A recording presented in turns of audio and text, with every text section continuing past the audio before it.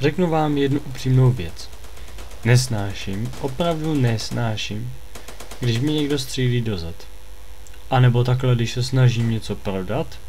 Ježiš, já to nebyl, ne! Vystup!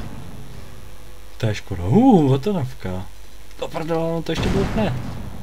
Abej. A tohle to vážně nemám rád. Když někdo ke mně jde a snaží se mi to naprat dozad, co děláš ty kriple? No tak jo no. Ježišmarja. Ty jsi mi to teda nandal. Koho tady máme dál? Ty vole. Ne.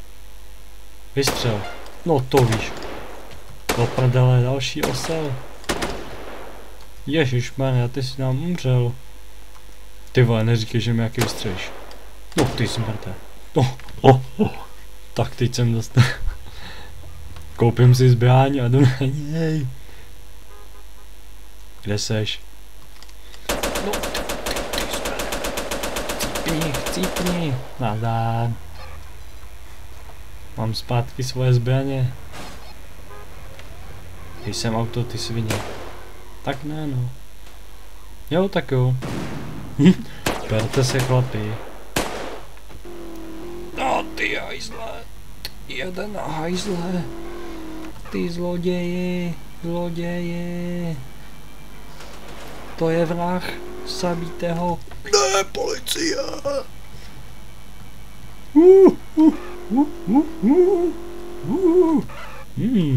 Čas na přemýšlení. Doleva nebo doprava? Co pak policie chci? Ty vole, další policie. Děkuju za uhnutí z cesty. Policie. Do prdele. Tak to jsem totálně podělal. No tak to dobře. A policajt nebylo nic lepší než já. Co teď? Dvě možnosti. První možnost, budu běžet jak o život. Druhá možnost, zastřelím ho. Než se ke mně vůbec přiblíží. Jejda. Umřel chlapec. No fuj, proč mám tuhle bankovnici, fuj.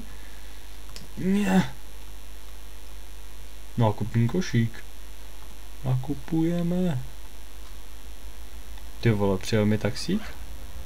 Ahoj. Co, mám si něco koupit? Abych tě rád vyhodil z toho auta, víš? Ne. Ve mě na kapotu, ty geji. Vezmu na kapotu. Ty svině.